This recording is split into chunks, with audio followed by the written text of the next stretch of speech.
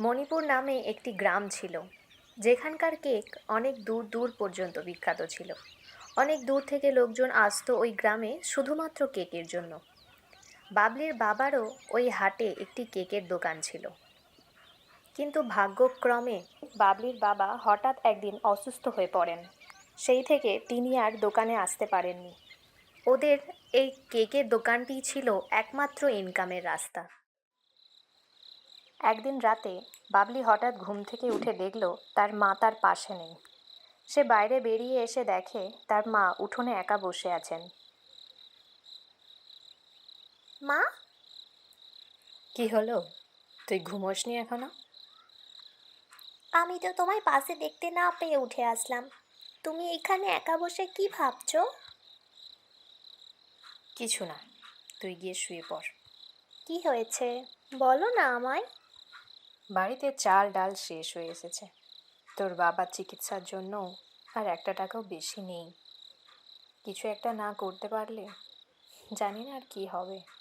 কতদিনই বা এইভাবে চলবে। ও, এই ব্যাপার। হুম, মা, তাহলে একটা কাজ করলে হয় না? কী রে মা, কী করার কথা ভাবছিস তুই? আমি ভাবছি বাবার দোকানটা যদি আমরা আবার নতুন করে খুলি তাহলে কেমন হয়? ভালো হয় না বলো? ওটা তো আমিও ভেবেছিলাম, কিন্তু 1 মাস দোকান বন্ধ থাকায় তোর বাবার দোকানের আশেপাশে কেকের বেশ কয়েকটা দোকান হয়েছে। তাতে কি হয়েছে? আমরা এমন কোনো কেক বানাবো যেটা সবার কেকের থেকে আলাদা হবে। আলাদা রকমের কেক? সেটা আবার কেমন? হ্যাঁ, বাজারে অনেক কেকে ফ্লেভার ফুড কালার অ্যাড করা থাকে। আমরা ওইসব ব্যবহার না করে যদি আসল জিনিসগুলো ব্যবহার করি, যেমন আম, জাম, পেঁপে, পেয়ারা এই রকমের ফ্রুটস দিয়ে যদি কেক বানাই, তাহলে তার টেস্টও আলাদা হবে আর হেলদিও হবে। তাহলে লোকজন কেন আসবে না আমাদের দোকানে? বাহ বাবলি, বুদ্ধিটা তো মন্দ নয়। চল তাহলে, কাল সকাল হলেই বাজার থেকে জিনিসপত্রগুলো নিয়ে আসা যাবে। এতদিন তো জানতাম না আমার ছোট্ট মেয়েটার মাথায় এত বুদ্ধি আছে। হুম, এইবার তো চলো, আমায় খুব ঘুম পেয়েছে। আচ্ছা মা, তুমি যে আমায় বলেছিলে ঘুমোতে ঘুমোতে গল্প শোনাবে, কই শোনালে না তো কাল? শুনবি? তাহলে চল। ওরা মা মেয়ে দুইজনেই পরের দিন সকালে বাজার থেকে কেক তৈরির সমস্ত জিনিসপত্র কিনে নিয়ে আসে এবং দুপুরে বাবলির বাবার কাছ থেকে সাহায্য নিয়ে ওরা কেক তৈরি করা শুরু করে। ওরা প্রথমে 6 রকমের কেক তৈরি করে এবং পরের দিন সকালে ওরা নতুন করে আবার দোকানটি শুরু করে। সকাল গড়িয়ে প্রায় দুপুর হতে চলল। কেউ কেক কেনা তো দূরের কথা, দোকানের দিকেই আসছে না। দাঁড়াও মা, মন খারাপ করো না, আমি আছি তো।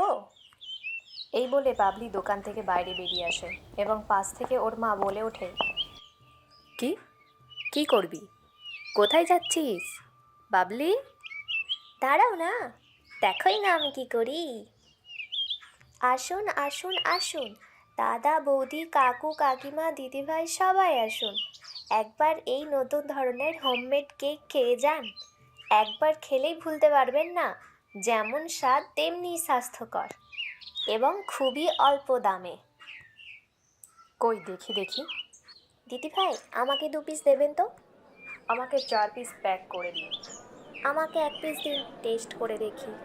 আমায় আমায় আমায় দিন।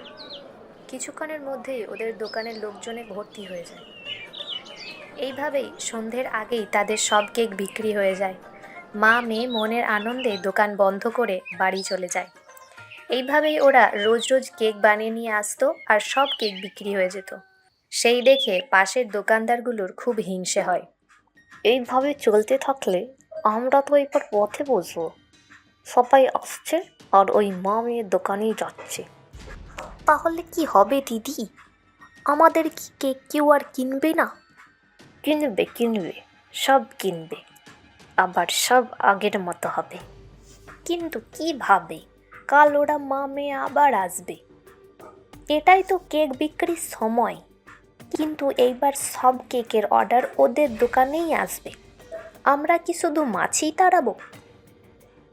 আর যদি দোকানটাই না থাকে তাহলে আর কেক বিক্রি হবে কিভাবে? মানে কি বলতে চাইছো? কি ভাবছোটা কি তুমি? দোকানটা কি তাহলে? আস্তে আস্তে। তাও আজকেই। বাহ, তাহলে তো বেশ হয়।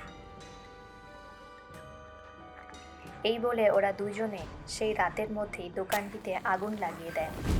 কিছুক্ষণের মধ্যেই দোকানটি পুড়ে ছাই হয়ে যায় আর ওরা ওখান থেকে চলে যায়। পরের দিন সকালে এ কি অবস্থা? আমাদের দোকান? এটা এটা কে করলো মা? জানি না রে মা, আমাদের এই সর্বনাশটা কে করলো? চলো মা, আমরা গ্রাম পঞ্চায়েতের কাছে যাই। যে বা যারা এই কাজটা করেছে তাদের আমি কিছুতেই ছাড়বো না।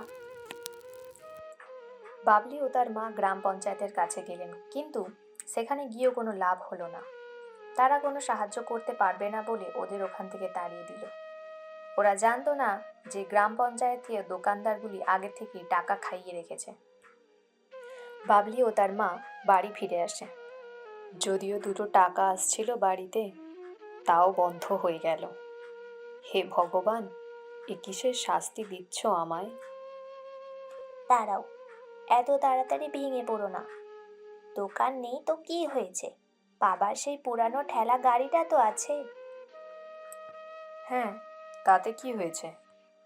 তবে তখন দোকান ছিল, এক জায়গায় কেক বিক্রি হতো। এইবার সবার বাড়ি বাড়ি গিয়ে কেক বিক্রি করা যাবে। বাড়ি বাড়ি গিয়ে? কথাটা তুই খারাপ বলিসনি। দেখি তাহলে এইভাবে বিক্রি হয় কিনা। পরের দিন থেকে নমিতা পাড়ায় পাড়ায় কেক বিক্রি করতে লাগলো। সেখানে নমিতার এই নতুন রকমের কেক তাদের খুব পছন্দ হয়। কিছুদিনের মধ্যেই নমিতার কেকের নাম আশেপাশের গ্রামেও ছড়িয়ে পড়ল।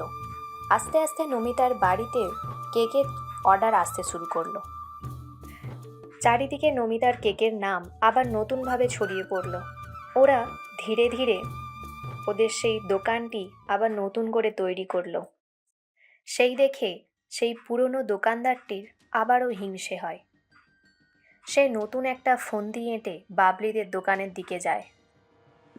কি বাবলির মা, কেমন কেক বিক্রি হচ্ছে তাহলে? আর কেমন, ভগবানের কৃপায় চলে যাচ্ছে।